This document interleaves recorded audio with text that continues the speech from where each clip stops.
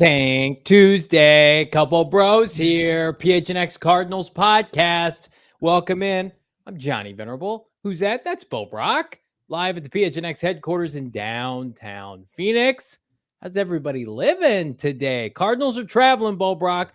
Not us. We're here in bright, sunny Phoenix, Arizona, ready to talk some ball with all the peeps in the chat. Look at us. Yeah, we're making some moves already. You're moving to my left, and we're getting fired up here on the program. We got everybody. You're flexing on them, Johnny. It's Tank Tuesday. We're celebrating everything that is Tank. And if you look at this Arizona Cardinals roster, sure, you can be as optimistic, and that's great, right? And think that they can overachieve. But there's some fun parts to tanking, right? And that includes top draft picks, looking at some of the top prospects in the college football season, just thinking about the future of this organization, because that's where all the fun lies for Monti, Ossenfort, Jonathan Gannon. Thanks a lot. Thanks so much for all the comments in the chat already. Hit that like button. We are off our soapbox from yesterday. Jonathan Taylor. I promise I won't bring him up today. And now it's time to talk about real players that play for the Arizona Cardinals. And I woke up this morning, Bo, and I'm like, well, Cardinals aren't practicing today. It's a travel day. They're going to Minnesota, and they're going to have practice there. Kyler Murray's with them. And I'm like thinking to myself, when is Kyler Murray's deadline to come off of PUP? That's like 2 or 3 weeks away, right? Like we got some time. We got some built-in time for K1 to come back. Oh, whoops, it's a week away. So today's Tuesday, and this time next week, we will know definitively, is Kyler Murray coming back sooner rather than later, or is it going to be a while? Because if you didn't know this, they have to submit him to activate him off of PUP, do the Arizona Cardinals by Tuesday, August 29th. And if anybody here thinks that the Arizona Cardinals are doing that, if they do it before the 29th, they are not going to. It's either going to be next Tuesday or nada. So start the show today, Brack.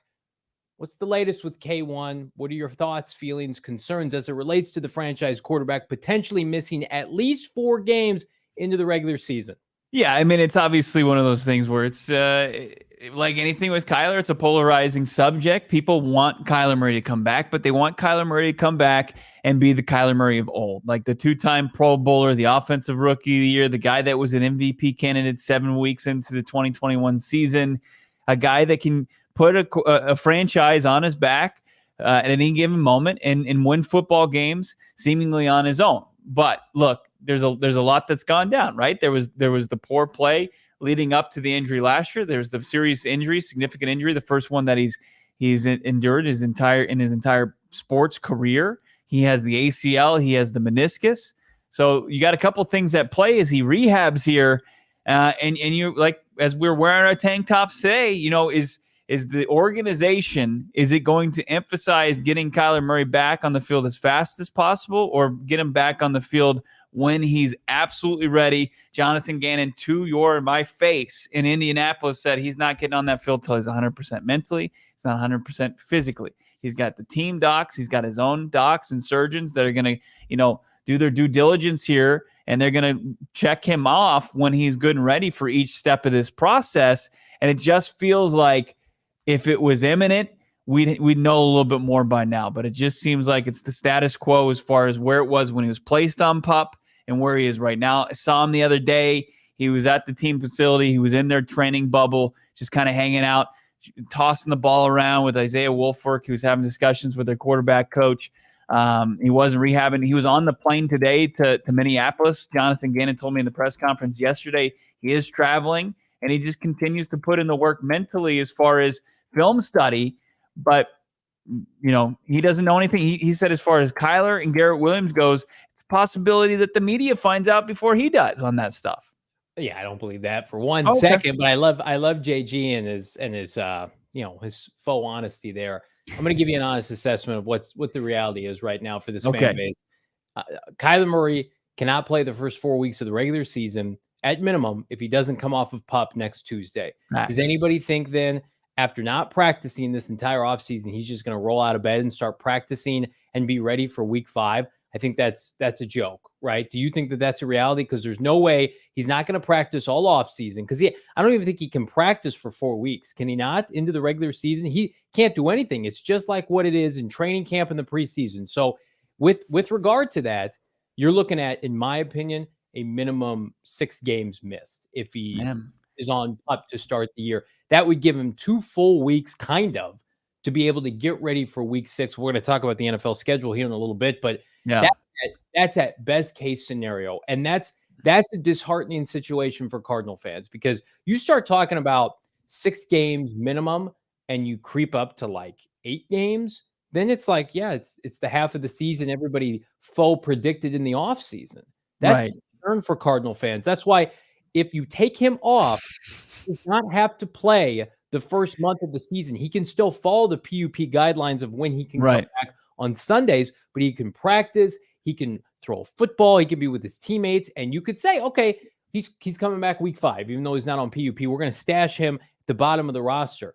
But man, there's just something so definitive, Bo Brock, if they keep him on PUP to start the season, that it could be a while for Cardinal fans before they beat Kyler Murray. You know what? It ends speculation, and with that could come a bit of closure, right, to this ending the hope, but then kind of refocusing not only the players in the locker room, the coaching staff, and the fan base. Especially as far as look, this is going to take especially at the quarterback position, guys outplaying expectations, whether it's Colt McCoy, whether it's Clayton Tune, whether it's David Blau. And it also, with Kyler Murray, with the potential of him starting the season on PUP, I think that opens up a roster spot, especially with the new quarterback rules, how you can have that emergency third elevated on game day.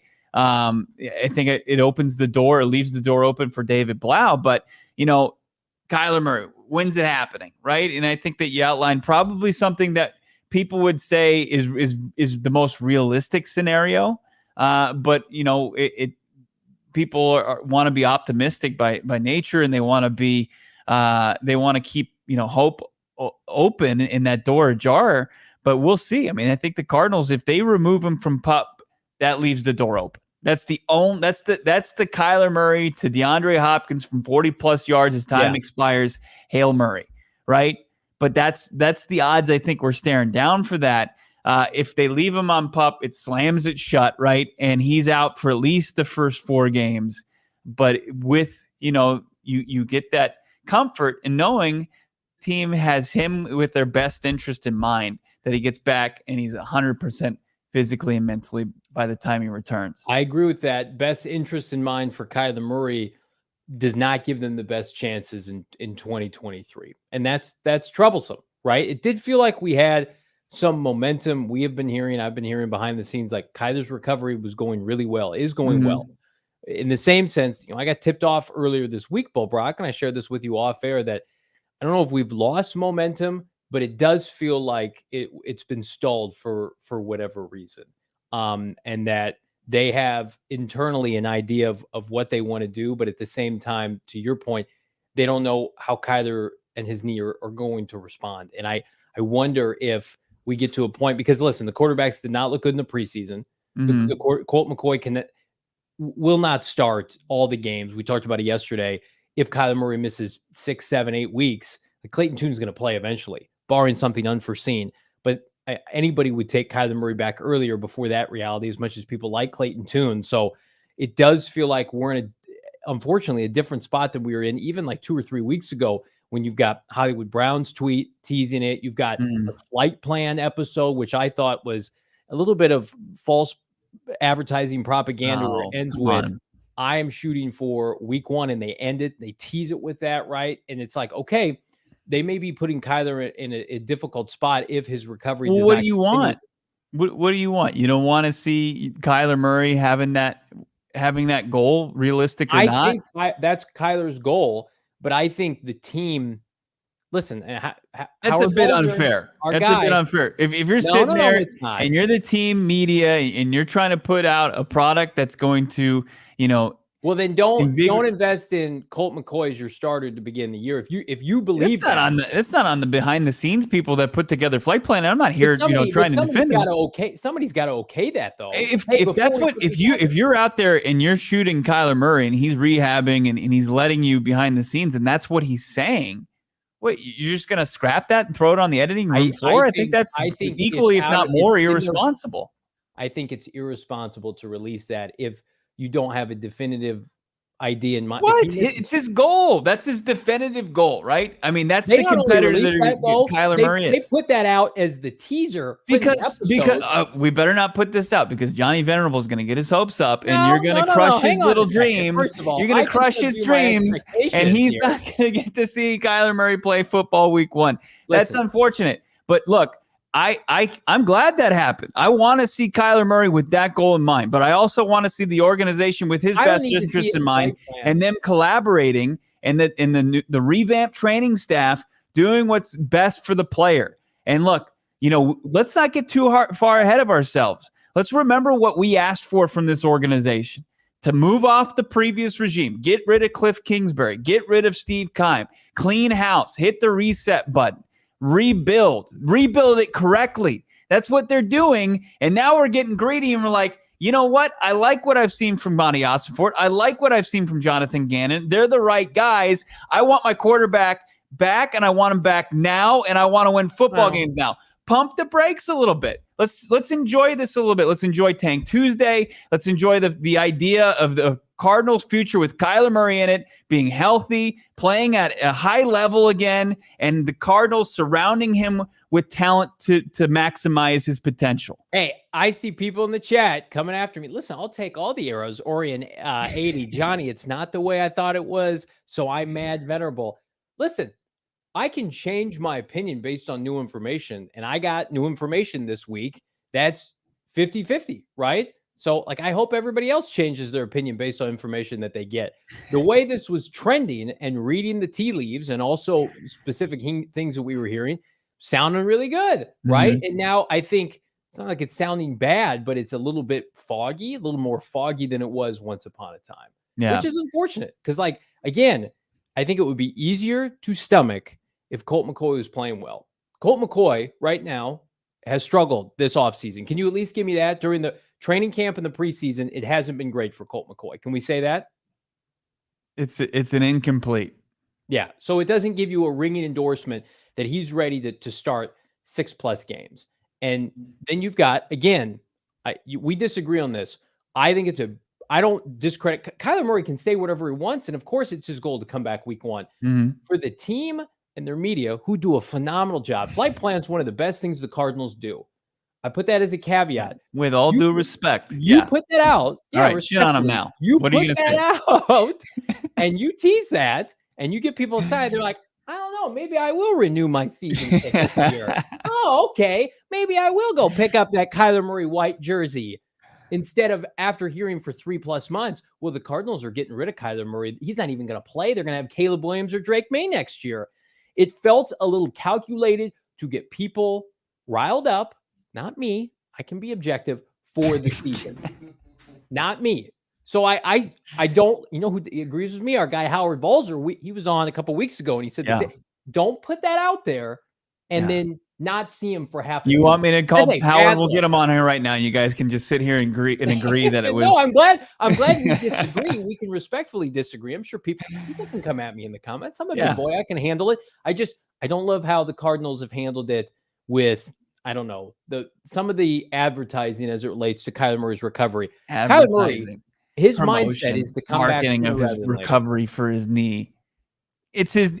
And we've heard it over and over again. This thing isn't linear, right? And as Jalen Blair asking, sorry, are you saying Kyler suffered a setback? No, he's not saying that at all. No, that's not what you're saying. Can you definitively say that's not what you're saying? That's definitively what I'm saying. Yeah.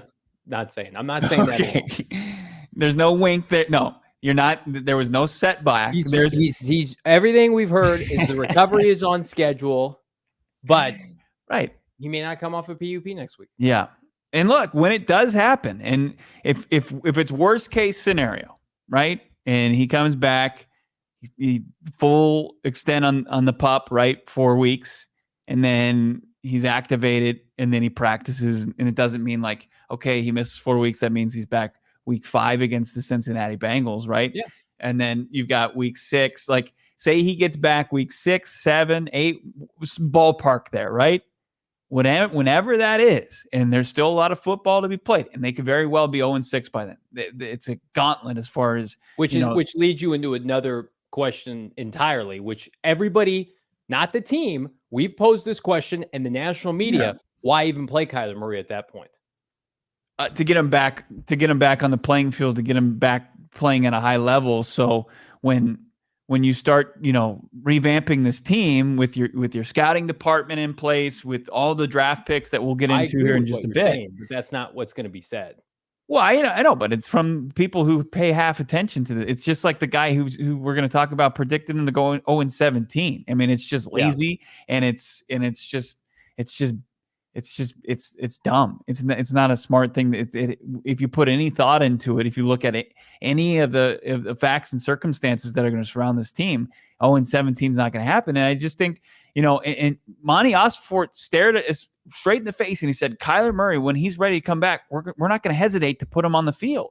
It's not going to say, oh, well, we're 1-5. Should we think about maybe holding him back? No, it's not going to happen. I mean, Monti Ossenfort obviously has the idea of how to rebuild this team, and it doesn't match up with winning football this year. But he's also not going to sit here and have a franchise caliber quarterback who's ready to play and sit him. He's not going to do that. And Jonathan Gannon, I don't think is going to let him. And Drew Petzing probably would think about quitting if they had a quarterback the caliber of Kyler Murray and they wouldn't play him. I just think that's not in their nature. They're too competitive. But at the same time, they're going to take the correct steps in Kyler's rehab and the correct steps in this rebuild. And that's exciting for somebody to finally do it correctly through all the years of losing. There's a regime in place of people making decisions for this organization that are in the best interest for the team and the long-term future and success of this team. Jonathan Gannon wants to win games this year. Yes. We have it. This show has its source. Jonathan Gannon hates the idea of tanking and will not tank and wants to win every Sunday and is going to do his best to achieve that result for the Bird game. Rebuild is a word that he doesn't like said in the press room. It makes him cringe. He doesn't like that. And I think like that at all. Jonathan Gannon to me is the right person for this year too, by the way. I can say that definitively, even though the expectations are low. To be able to build a culture, you have to have a strong personality to get you through tough times like what it could be like before Kyler Murray returns, that somebody like Kliff Kingsbury and respectfully Steve Wilkes could not do. But with that being said, I mean, any time that you start the season 5, 6, 7 games under 500, and you've got a quarterback that was not drafted by this regime, and you've got generational, quarterbacks waiting for you next April, and you've got 2 top 10 picks, it's going to be a very difficult scenario that the Cardinals hopefully are prepared for to block out that exterior noise, because it will come. And that was always my biggest caveat with this Kyler Murray PUP situation. If you don't put him on PUP, it gives you a much softer landing for this year. Just don't put him on PUP. Then you can activate him at week 6, even if you want, or you can start him, I should say. Yeah. But when you remove him from the opportunity to return he's not coming back week 5 if he misses 4 weeks. It's going to be longer than that. Then you welcome all this exterior noise from the media, press conferences, the national media. Players hear that. It's going to be very difficult for them to navigate those waters, in my opinion. For a first-year head coach with a lot of impressionable young men, I mean, that's very difficult on top of all the rigors of the NFL anyway. Yeah, no, it's a hard league. It's that's why people love football. That's why it's king, right? Eli saying a first-time head coach not trying to tank on his record. Absolutely agree with that. Jonathan Gannon's got his job to do, and he's going to do it to the utmost of his abilities. And then you've got Monti Ossenfort, who's got his job to do, and he's got to get this roster and this organization in shape through this season, and then also going most importantly into a pivotal offseason in year 2 of this rebuild. Was it Free Matter for the Blind said, I don't trust that they'll keep K1 if he doesn't play all this year. I think what we're sleeping on here is if Kyler Murray comes back, and no matter when that is, so say it's week 6 through 8 or beyond, right? He's still got close to 10 games that you can play. And I think we're sleeping on, if the Arizona Cardinals are able to catch any momentum, that how much that's going to going to provide going into the offseason, and how, especially a smart organization that we feel like is in place now with Monti Ossenfort, Dave Sears and crew, and Jonathan Gannon and his whole coaching staff. They're going to realize that Kyler Murray was a big part of that, and that, if they're staring down a decision to move off of Kyler or go with a younger quarterback on a rookie scale contract for 5 years, they're going to take that into consideration. Kyler Murray is going to have enough games to play this year, even if he's on PUP to start the season. If he's not back before week 6, 7, or 8, he's still going to have an opportunity to take them out of the cellar and out of Caleb Williams' striking distance. It's to take them out of drafting Caleb Williams. That's what the season will go from. Hey, can we be feisty this year? Can we be competitive? Can we make a playoff run, as crazy as that sounds, to can Kyler Murray hold off Caleb Williams? That will be the narrative. And to a lesser extent, Drake May. God help us, Drake May bust. I don't want any part of that, but there will be people asking that question. Monti Ossenfort, the last media availability he had, Bo Brock, was asked about Caleb Williams. So you think that's going to die down now, especially you get national media into that press conference room? Kyler Murray misses half the season, hypothetically. He's got 9 games left. There are going to be people who said, well, at best, the Cardinals can play 500 ball at best. Why the F would you do that when you could have Caleb Williams given to you on a silver platter next April? Just continue to play Colt McCoy and Clayton Tune. I wouldn't do that. You wouldn't do that. Ossenfort and company, they're not going to do that. It's going to be very difficult situation. Again, I do not see the benefit of keeping him on PUP at all, because even if he's not fully practicing, he can be in pads. He can throw with his teammates. Yeah. He can build up. This team, if everybody's predicting this team to be ass right now, to be terrible, look at the bottom of the roster. It was exposed. It was on fire in the second half of the Chiefs game. Yeah. Now unwatchable at times, right? Those are the players that are going to be settling around the bottom of the 53 that they're just constantly churning. Take off one of the 53 and go, here are our best 52. And then we've got a special category for our franchise quarterback. It's called the get right category. It's going to help everybody. Kyler Murray, do what you need to do. You can continue doing what you're doing right now, but you're going to be on the active roster. You're on our timeline. Nobody else's. I think if you open him up to PUP to start this season, it just opens up a can of worms that this franchise, this team right now is not equipped to handle because of how they handled the quarterback situation into the offseason and now the preseason. If Gardner Minshew was the quarterback of this team right now, everybody would say, give him 6 weeks, give him 8 weeks. We're in good shape. Colt McCoy and what we've seen suggests otherwise. Yeah. Here's, and I'm going to kind of debate this in real time here, because I see a bit of a benefit from the PUP because of, you got Colt McCoy, who's 37, who's had a tough time staying healthy. Recently, his last season, right? I mean, he had the concussion, he had the neck issue, he had the arm issue, he had the calf issue. I mean, the guy was Mr. Glass last year, right? And he has the heart of a warrior. I'll throw that in there too. But cool. All right, sorry, you don't like the heart of a warrior. Like, I know can we not?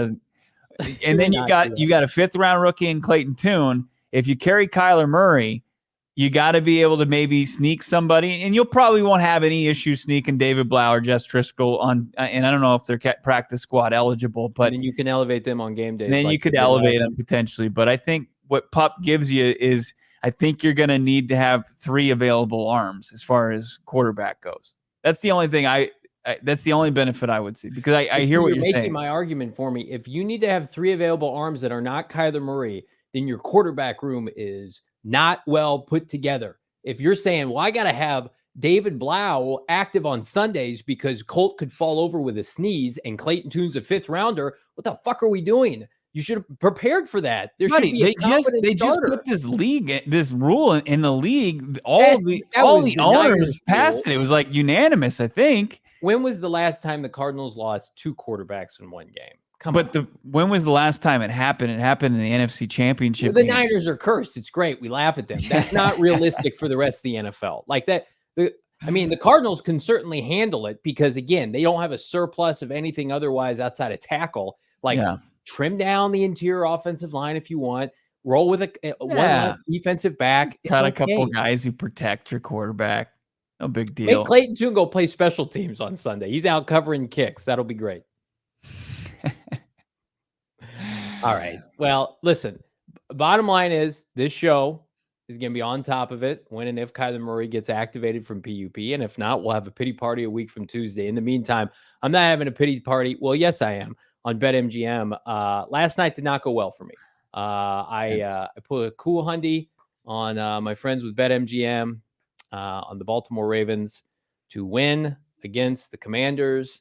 And they were winning by 8 points and then by 2 points and then by no points. But I love BetMGM and I will continue to wager. But Shane Diefenbach, no longer a friend of this program, texted me and said I was the one because I bet on Baltimore that I broke the streak. That was you? It was very hurtful for me to hear. Yeah. I was like, I didn't wager on the game. And then after our show ended, I saw that they were down 10-7. I said, I'm going to get on some of this action.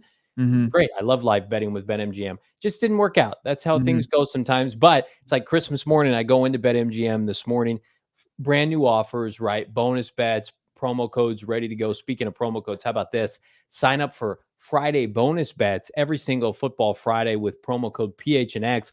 Log in at any point this weekend to claim your bonus bet on the house. Love it. Any bets that you like, lines, odds, futures, you can participate. Why wouldn't you sign up for BetMGM? Use that bonus code PHNX. Again, there's a ton of offers depending on where you live. For our folks here in Arizona, place your first bet offer and receive up to $1,000 back in bonus bets if it loses. Check out the show notes for full details. And of course, Shane, our guy, no longer talking about it in the disclaimer. Gambling problem? Call 1-800-GAMBLER. Colorado, D.C., Illinois, Indiana, Kansas, Louisiana, Maryland, Mississippi, New Jersey, Ohio, Pennsylvania, Tennessee, Virginia, West Virginia, Wyoming. Call 877-8-HOPE-NY or text HOPE-NY 467-369 New York. Call 1-800-327-5050 Massachusetts. 21 plus to wager. Please gamble responsibly. Call 1-800-NEXT-STEP Arizona. 1-800-522-4700 Nevada. 1-800-BETS-OFF Iowa. 1-800-270-7117 for confidential help Michigan. 1-800-981-0023 Puerto Rico. In partnership with Kansas Crossing Casino and Hotel. Visit BetMGM.com for terms and conditions. U.S. promotional offers not available in D.C., Kansas, Nevada, New York, or Ontario. Gambling problem? Call 1-800-GAMBLER. Colorado, D.C., Illinois, Indiana, Kansas, Louisiana, Maryland, Mississippi, New Jersey. He's a raging asshole and a bad friend, but man, he can rip a disclaimer at the end of a BetMGM. I think he's good for it. That's the only thing he's good for. Here's something that's good for a lot of things. OG's Brands. We love our partnership with OG's Brands. They got the multi-flavor bags. Don't miss out on what they got going on. They got the fruits, they got the creams, red apple, watermelon. How about peach, blackberries and cream, orange creamsicle, peaches and cream. And right now, those Hall of Fame flavors, you can find them in one place and you can save yourself 25% off 100 milligram bags of the fruits and the creams at the Arizona Flower Shop locations. That it's at the Arizona Flower Shop locations. All you have to do is go to theflowershop.usa.com. theflowershop.usa.com. Place the order online. Use that discount code PHNX at checkout, and you'll save 25% on 100 milligram bags of the fruits and the creams. Get it now while you can. PHNX listeners and viewers, it's a reminder it's only available online orders that are picked up in person. Discount PHNX at theflowershop.usa.com. It's going on until August 31st. 10 more days to get in. Let's get there and flavor your life with OG's Brands. So we talked about it. Could be a rough start to the season whenever K1 does come back. Hopefully get him a couple dubs.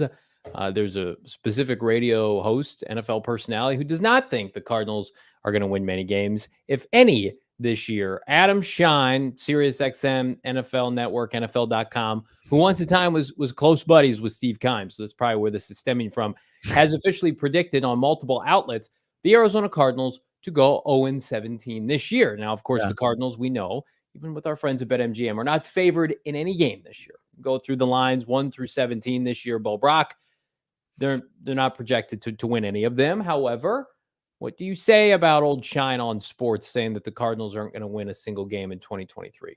Yeah, like I said earlier, I think it's lazy, it's ill-informed, it's just not paying attention to what's going on here. And, you know, I think it's just as absurd to say a team's going to go 0-17 as it is to say, yeah, I think they're going to go undefeated this year. I think they're going to run the table and go 17-0 because I think it's equally as hard. I mean, we've only seen we saw the Detroit Lions and we've seen the Cleveland Browns have the defeated season, right? Where they just didn't have a win at all. But it's truly really tough because of game planning and you know, the margin between the last player on the roster and some really good players. Like it's not that significant, you know, the difference that sets them aside.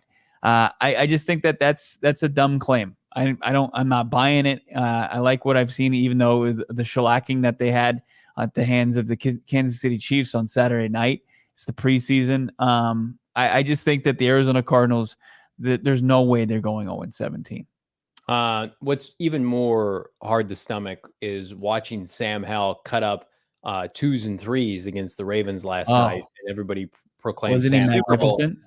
Championship, Washington Commanders, baby. First of all, he was getting lit up at times, and it was the backups for Baltimore. Go ahead. You have a Sam Howell take I think, can we congratulate the Commanders on the most impressive, meaningful performance in a meaningless game? No, we're not going to do that because the players care. If you let me finish, I thought you were being disingenuous. I'm sorry. Most impressive performance in a meaningless game. I think that's great. That's fantastic. You're right. I mean, that sounds disingenuous. They went full Pat Bev playing game style where they're jumping on the scorer's table and they're launching their jerseys into the stands after they just beat the Baltimore Ravens in a preseason game. You got Sam Cosmi, their offensive lineman, like it doesn't mean shit to us. And you got those guys out there just scratching and clawing like it's their Super Bowl. So look, credit where it's due. Sam Howell did look good. He looked really good. He was fine. In Washington Super Bowl, he was great. 19 for 25, 188, 2 tutties. Good for him. That's awesome. I mean, he seems to rise to the occasion in these regular season finales and preseason games. That is funny. But listen, the guys who battle in the second half, even the Commanders, they lost me some money last night. I should have taken my cash out. BetMGM was just handing it to me. I didn't take it. I got greedy and I paid for it. Actually, here's the revelation I had watching that game last night. Jake Fromm played a hell of a lot better than our guy Jacoby Brissett did. Jacoby Brissett and Clayton Tune look very similar. So I am no longer fawning all over Jacoby Brissett because he had Jacoby Brissett play the entire second half. The Baltimore Ravens would have won. Listen, I think that's from that game. My actual takeaway. Yeah. The big 6'7", 260-pound tight end for Baltimore. Yeah. What is his name? Travis Vokalek. Yeah. Nebraska. I mean, he's probably gonna. That's a deep tight end room. If they try to sneak him through the practice squad, I'd love to see Monti just. I would rather have him than Brock Bowers personally. That's just my opinion, though. Why do you see this? Don't do that. Why would you slander Brock Bowers? Love tall tight ends, says Bo Brock. 6'7", 260. I mean, you've got Ertz, you've got Trey McBride, no doubt about it. But at a rookie out of Nebraska that had 2 touchdowns last night. Now, who doesn't want that size in their tight end room? We found a lot of open green. He's 6'7", 260, and Washington couldn't keep tabs on him. Who doesn't want that? Who doesn't want the smoke? Cardinals are beating the Commanders week 1. Colt McCoy or not. They're going to get a W week 1, and then the rest of it just kind of remains to be seen. We have the schedule for this year. Not sure if you guys have seen this or not. And I want Bo to give me his objective opinion right here. I'm not going to ask you for how many games they're going to win. Yeah. Can point to a couple dicey Sunday afternoons because they don't play on primetime that you feel like Cardinals, they've got this in the bag because they're not going 0-17. That's a joke. Right. Ludicrous. They're too well coached. They're too prepared. I mean, like they look like the better coached team against the Denver Broncos in the first preseason game. I'm sorry they're not Kansas City, the Super Bowl champion, but like assuming that the easiest way for this team to lose games is by bad quarterback play, but eventually, assuming Kyler Murray comes back, like Kyler's going to give them plus QB play. Thus, they're going to win games because of Kyler Murray. So taking a look at this, Bo Brock, what is setting you off for a dub for the Cardinals this year? I mean, I think the first 2 weeks you could find yourself winning a game, right? But they're not going to be favored. I probably won't pick them to win those games, but I think that they're winnable, right? That if they 100%. play, if they come out and they've got a good game plan and they execute, that's possible. You know, Dallas, Niners, Joe Burrow and crew potentially. I'm not about to make that, that upset. The Rams, that's a winnable game. I mean, if they're seeking out, their first dub by week 6, I think it absolutely happens on October 15th. The first 8 games are tough. They're really tough. And then you get into like week 10, winnable game against the Falcons. Week 11, very winnable game against the Houston Texans. Another win potentially against the Rams. And then, I think we'll see what happens with Chicago. If they can trend in the right direction, they could be, going one of 2 ways. One, reverting back to where they were last year, where they were close but couldn't finish the deal and win games and are at the bottom of the league in striking distance for a top draft pick, or they've got kind of broken through the ceiling and they're a good team. But I think that there's at least 5 to 6 games where the Cardinals can win these games. Again, the biggest caveat is who's their quarterback when they play these teams. But I'm with you. I think, like, say what you want about Colt McCoy. I've ripped on him plenty on this show. Like, he can give you a good game or two in a 3-game span. And I think they're going to get a solid game from him either week 1 or week 2. And the Giants are the easiest team to pick to regress in the NFL this year. They snuck up on everybody last year. Plus Washington, Rivera and Bieniemy. I didn't think looked very good last night. They're at each other's throats. Rivera's got one foot out the door with new ownership who could fire him any day now if they start off to a slow start. Washington's under the most pressure. The minute the Washington Commanders get down week 1 against a team that's supposed to be not very good, I mean, just people get tight. I think Jonathan Gannon, knowing these 3 first opponents, given his history in the NFC East, I think you got to feel pretty good about that. I also agree with you. Atlanta, to me, like, their quarterback situation is on par, I think, with the Arizona Cardinals with Clayton Tune and Colt McCoy. Desmond Ridder and what is it, Taylor Heineke? It could be Taylor Heineke by week 10. Yeah, I mean, like that. Taylor Heineke's fine, but he shouldn't be favored substantially over any team. Plus, Atlanta's defense isn't very good. And then we all know how we feel about the Houston Texans. That's a double whammy. You beat them, you push them down in the draft standing. So Chicago will be tough just because of the elements and where that team is in the standings. Do they have anything to play for at that point? What do they think about Justin Fields come week 16? But I mean, like, Cardinals are going to win a game. They're going to win multiple games. And again, if K1 comes back sooner rather than later, this is a very doable schedule. I mean, look at this in the scope of Kyler Murray or the opposing quarterback. Who would you rather like right on a given Sunday? I mean, like, the Niners are loaded. Give me Kyler Murray over Brock Purdy. Give me Kyler Murray over Justin Fields. Baby hands Kenny Pickett in week 13. Give me Kyler Murray. Matthew Stafford's not going to make it to week 12. Kyler Murray over Stetson Bennett. Kyler Murray over CJ Stroud.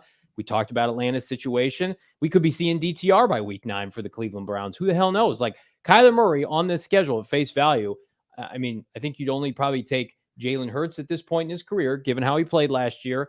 Lamar Jackson. I mean, it's a coin flip with Dak Prescott, Joe Burrow. There's probably like 5 quarterbacks you take right now over Kyler Murray, especially off of an ACL. You're telling me 5 out of the 17 games you're going to have the superior quarterback only, and they're not going to win one game? That's crazy to me. Yeah, yeah, you got some guy on national radio or satellite radio saying 0-17, Caleb Williams is your starter 2024. I mean, like I said, you're not paying attention. You're not even looking at the schedule. You're just throwing takes out there, uninformed takes. I love these takes in the chat. Marcus, the rough stuff still say 7 to 9 wins. All depends on when K1 comes back, my guy. K1's back the first month of the season, like we hope he is. I think all bets are off. Pork 270 start 2-0. I mean, Colt McCoy would have to play the best football he's played in 24 to 36 months. Yeah. And the Cardinals' offensive line would have to become just, the 1980s Washington Commanders-esque. I mean, they'd have to be dominant like they have been at times we haven't seen the Cardinals' O-line for 4 quarters. What if you can just run James Conner ragged and he has like 200 plus all-purpose yards in the first, game and a half? That'd be pretty sweet. But yeah, Washington had a good defense according to Patrick. They do. I think Howell will be solid this season. Yeah, he's fine. Like, but you watch Sam Howell. I don't think there's a huge difference, Bo, between what they had with Heineke and Sam Howell. I think they're like the same player. Yeah, I think that there's a tier of quarterback, and like Sam Howell and Taylor Heineke are just like a notch above like Baker Mayfield maybe, but there's a lot of the same things. And, Sam Howell has been put in a pretty favorable position like the last 3 weeks he's played football. And that's really the only 3 weeks he's played. The regular season finale, which Commanders fans will go to their grave saying that it meant something to Dallas. It was the most 1 foot in approach to a regular season finale I've ever seen. They were still playing for the division, man. Anybody tell Dak Prescott that? He played like absolute garbage, and that game was over in the first quarter. Didn't matter. And then, the Super Bowl that they played in last night, that was phenomenal. Like I said, Confetti? Yeah. When's the parade in DC? Are they going to go down Pennsylvania Avenue, go by the White House? Those dudes in the fourth quarter who are not going to be on rosters this year, like they let them have their moment. Like again, It's the famous viral video of the wrestling fan that says it's real to me. It's still real to me. That's what Washington and their fan base was like last night. That's fine. You're going to get Commanders fans coming at us again. They were on your DMs and your messages. If they want to wait until the 40-minute mark in our podcast, they've earned it. That's true. We'll take the subscribers where we can get them. We're going to talk about Tank Tuesday, most importantly, draft talk here in a second. But first, we're going to tell you about our friends at Circle K. So I went to Circle K earlier today because the extreme temperatures, they have returned. I double dipped on a buy one, get one free 32-ounce Polar Pop because I texted PHNX to 31310 on my mobile phone or smart device because I'm part of the SMS subscriber club. If you're asking what that is, it's an exclusive club we're going to give you access to. Consider me the bouncer at the door. Again, PHNX is the secret code. 31310 SMS subscriber club. Not only are they going to hook you up with Polar Pops on the house, how about the best beer, snack, coffee, premium gas selection, not at a premium price? I'm going to be driving all over the state for football season. I absolutely love it, and I want to be prepared with Circle K. And again, I don't want to be filling up at the rural, off-brand gas station. Things could get a little dicey. So I'm going to go to my phone, circlek.com/store-locator to find the nearest Circle K to you and get that premium gas, Bo Brock. Yeah. Speaking of the high temperatures, I was out there just baking in the heat as my truck was broken down. Had the tow truck driver, big shout out, Ryan, who hooked me up. Man was doing some work out there, sweating, getting my car loaded up as it's getting worked on. But as soon as before he almost took off, I said, hey, whoa. I had to reach inside my car and grab my Shady Rays because I can't go a few days without my Rays. ShadyRays.com, premium polarized sunglasses. I cannot be without them.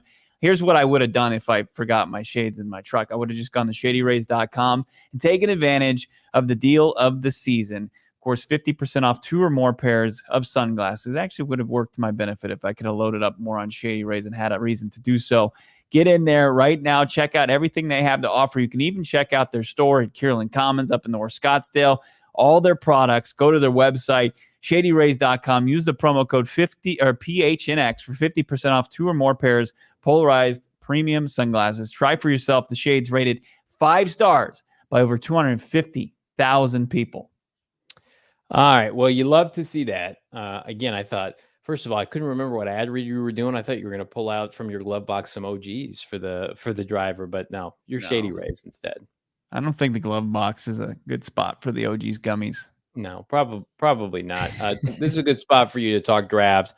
Listen, when you get your brains beaten in by the Chiefs in a preseason game, it's never too early to talk about draft compensation, where this team stands. You got asked recently, how many picks do the Cardinals have? Where are they coming from? Well, ask and you shall receive. Bo Brock, this is where things stand for our precious Redbirds 2024 draft picks. Everybody wants the Cardinals. Well, not everybody. Half of the fan base wants to tank, and you can see why. The Cardinals have very valuable picks, not only through themselves, but through this sweet man, Monti Ossenfort, and the deals he struck last April during the draft. They've got 11 picks in total, plus whatever they could recoup this preseason if they deal a certain tackle or two. But again, they've got their first. They've got Houston's one, which is going to be a precious pick, their own second rounder. Then they have 3 threes, one from Houston, their own, and then one from Tennessee. If you remember, they traded down so the Titans could take bust Will Levis and his mayonnaise. That's going to work out well. They've got a 4th rounder. Then they get a comp projected 4th rounder for Zach Allen. That's going to hit. That's not even close to not hitting. So they're going to get a 4th rounder for Zach Allen, who didn't look good in the first preseason game. They've got 2 5s, one of which was swapped in that garbage Philly tampering situation. So I had this wrong on Twitter. I thought they had a 6th rounder from Robbie Anderson, but no, they have to give a 6th, and then next year they have to give a 7th. So that's unfortunate. But they have their own 7th rounder. So 11 picks in total. And I think they add to this, Bo Brock. I think they trade Kelvin Beachum or Josh Jones, hopefully Kelvin Beachum, before the start of the regular season, and they add to this pile. Love to see it. I don't know why Monti Ossenfort on a graphic looks so kind of disgruntled. I mean, I would that's look how at he this. looks in the draft room. Yeah, I mean, he's just an absolute just dog in the draft room. But I'm pulling off a trade right now, Johnny, with the Tampa Bay Buccaneers. They're gonna trade up for the #1 selection on the PFF mock draft simulator. This got me so excited. I'm starting to do a mock. You can go 3 rounds deep in this one as well. And I just completely pulled off a heist of a century. Just got a ton of assets in return. So we'll pick second in that draft and take Marvin Harrison Jr.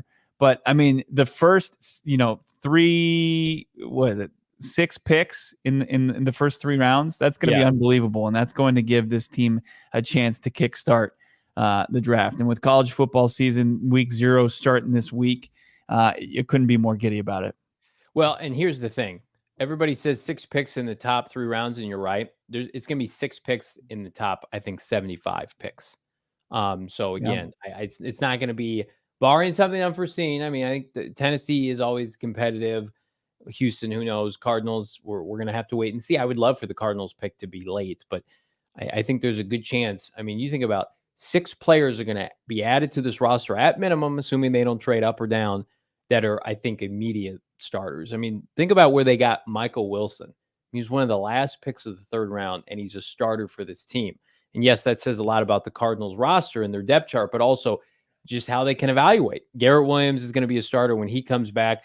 B.J. Ojulari, once he finally starts ramping it up in practice, that's a spot that's up for grabs opposite Zaven Collins. So to me, it's like, okay, these players, this is the most pivotal college football season, I think, for Cardinal fans in years, maybe decades, with the draft capital.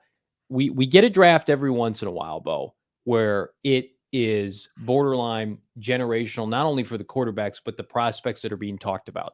Last year, it was pretty obvious. It was a down draft in a sense. Like, we knew about Jalen Carter and Will Anderson, and then there was a steep drop-off, and other guys like Tyree Wilson, the kid out of Illinois. I mean, there were guys who rose up through the ranks, Paris Johnson, but Paris Johnson this time last year was a first-time tackle at the collegiate level. He'd been playing inside. So you're going to have drafts like that, very much meat and potatoes drafts. Then there's drafts like this, or the Joe Burrow, Jamar Chase, Penei Sewell drafts, where it's like Micah Parsons draft. These are ass kickers. These are blue chippers. And the Cardinals have hedged their bet wisely, because we were told at the combine, what were we told, Bo Brock? Cardinals like this draft. They do not love it. Well, they loved Paris Johnson, which is why they traded up for him. Everything else was just, okay, we're going to bide our time. We're going to implement our scouts and our people for this college football season. That was Monti Ossenfort this past spring, drafting with the Cardinals' prior scouting philosophy in mind. Now it's all in for this 2024 draft. And again, the headliners, they're some of the greatest in recent memory for college football, and Caleb Williams and Marvin Harrison Jr. and Joe Alt, who's 6'11", 500 pounds. I mean, it's a class that I think is going to go down as one of the best in the last 10 years in terms of the hype. Now, we don't know how to do as NFL players, but man, oh man, it's going to be a special season of college football. I just took Jared Verse out of Florida State with the pick that I got from the. I don't love that. I don't love. Well, that. I took him over Brock Bowers. I hope you're happy with that. That's my choice. And I got Marvin Harrison Jr. second overall. And I'm on the clock again, but I'll hold off while we continue this conversation. But like, just think that the Arizona Cardinals are going to have potentially 2 top 10 picks, and think about the top 10 this year and the talent that was there and what was deemed, not a great draft. And if you're in striking distance of getting a Paris Johnson Jr. type and another one, I mean, and just what Paris Johnson Jr. has already brought to this organization, I mean, he's an absolute winner on and off the field. He's already creating chemistry with the veterans on that team, with James Conner and DJ Humphries, and guys are already saying, hey, you could just skip being a rookie and doing all the stuff that rookies are expected to do. Just be a vet. Just act like you've been here before. He's already been given that from the Cardinals veterans. And if you can add guys like that and continue to identify them, and that's easier said than done, but Monti has already shown he's got some guys. I mean, when Adam Hogue of CHGO Bears, he likes to, count starters, right? You got Paris Johnson Jr. He's in the fold. You got Kyler Murray. You've got, B.J. Ojulari. You've got Michael Wilson. You've got potentially Garrett Williams. You've got maybe Keitrell Clark. I mean, and then you've got, 2 first rounders, and you got, a second rounder and 3 thirds. It's unbelievable the ability that Monti Ossenfort's going to have to really kind of add and infuse talent into this roster. Randrak, Joe Alt's getting bigger by the day. He absolutely is. Nick in the chat, how do you not love that, Johnny? I have a rule now on this podcast. I don't take ACC defenders in the first round after Isaiah Simmons. It's just my personal belief. You can have your own beliefs.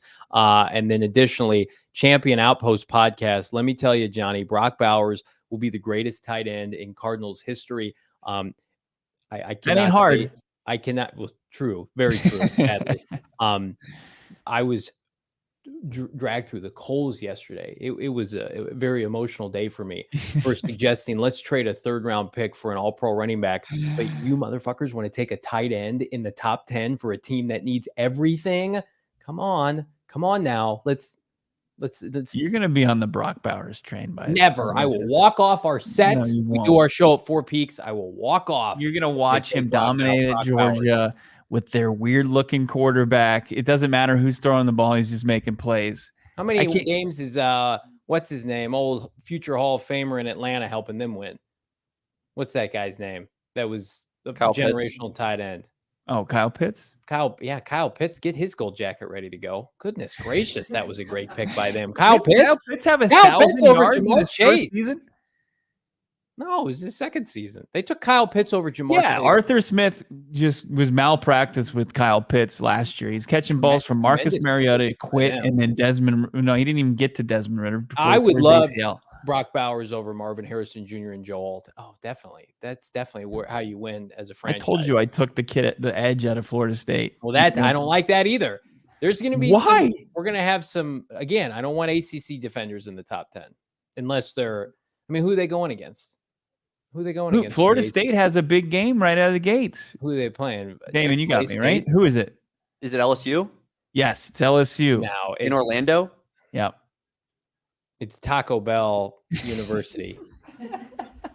Dude, it's LSU versus Florida State. You got two quarterbacks, two veteran quarterbacks. You don't want to see Jared Verse go up against Jaden Daniels? It's Louisiana State. It's that school Bobby Boucher went to in the water boy. That's actually who Florida State's playing week 1.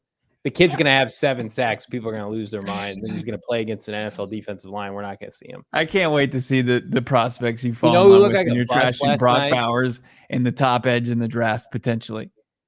Trenton Simpson was playing for Washington last night, or maybe he's playing for Baltimore. Otherwise, he didn't look good. Clemson looked like Marge Simpson out there. No ACC defenders, please. No Big 12 defenders. Defender of all time played in the ACC, and Lawrence Taylor. What about Aaron Donald? Yeah, what about Aaron Donald went to Pitt? That's in the ACC. Oh, yeah, your rule sucks. Your rule sucks. It's almost like GM. You're fired. Follow my philosophy because of how well this draft went. What'd they do in this draft? Oh, they were smart. They took a Big Ten O lineman that was the best O lineman in this class. But listen, your boy from the ACC went. I can get on the train if he looks like a freak show. I'd almost talked myself, God forbid, into Tyree Williams at one point. We cut a draft promo before the draft on Tyree Williams. I'm like, I can't believe he's 6'6" at least. There will be no point of draft season ever. He could have steak dinner with us in Indianapolis. I will never be on Brock Bowers to Arizona ever, never, ever. Even if there's a fire, I will never do that. Even if you're getting that sweet St. Elmo's shrimp cocktail and a steak, never. And get alcohol poisoning from all the bourbon you consume there. Again, I was doing God's will. Marcus in the chat, get him Johnny DTs. Maybe we can convert Brock Bowers. I just don't see any DTs. I mean, the kid from Illinois, Ohio State. No, hang on. There's a DT from LSU. There's a DT from Illinois. I think Ohio State's got a defense. Michigan's got a first-round defensive tackle. We're not going to force anything, but let's let it breathe a little bit. That's why everybody, your boys, myself, Bill Brock, every other Tuesday during this season are going to host a little draft show that we're going to be able to tell you about more as we get into this season. We're going to be able to talk draft every single week, hopefully, or every other week. However much they let us, we're going to talk about it. Yeah. Every other week. That'll be enough. That'll suffice. That'll be enough for you. We'll get into probably when Caleb Williams and USC come to town. They're playing in Tempe in September. We'll probably do a show after that. Do you think they will let me get a credential for that game? Do you think they will let me go see Caleb live? Yep. because I am not ASU media per se, could I cheer in the press box? You just You think show them that'd be your appropriate? Twitter following, and I think they'll let you in. I appreciate that.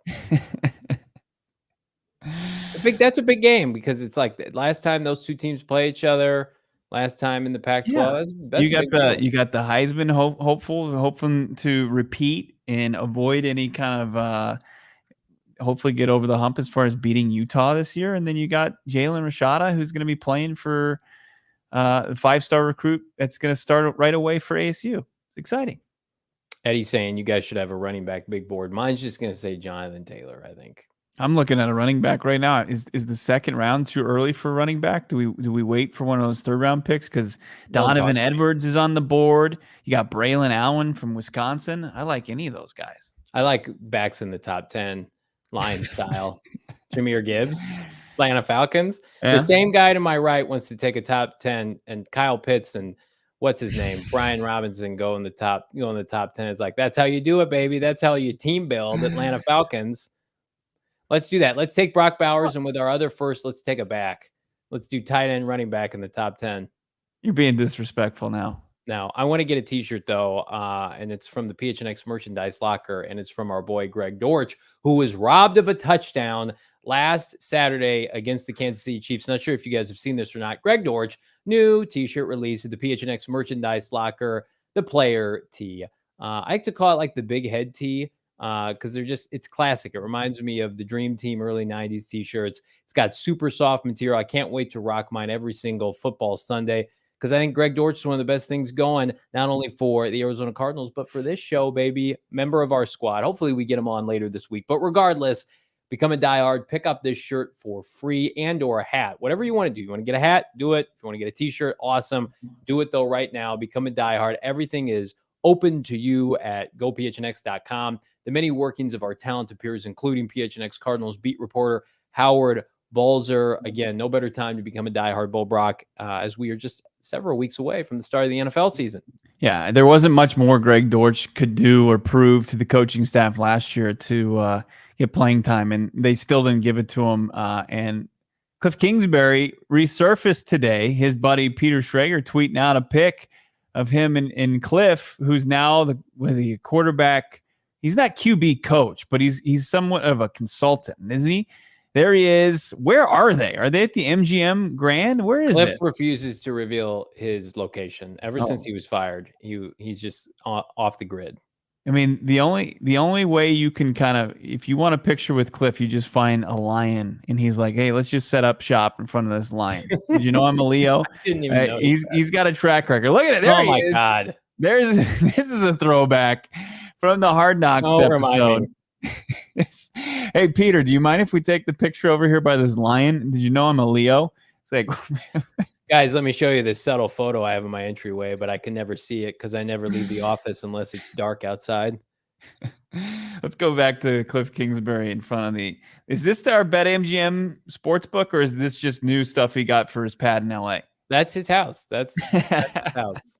I refuse to believe Kliff Kingsbury is coaching at USC until I see him and Caleb Williams together. I'm only seeing Kliff Kingsbury in like dark, non-well lit rooms with shit like this. Schrager was the one who broke the news that he was in Thailand. Like, are we sure he came back from Thailand, or are they just putting up a facade? Lincoln Riley trying to build his NFL stock by just saying he's coaching there, because I'm not sure that's really happening.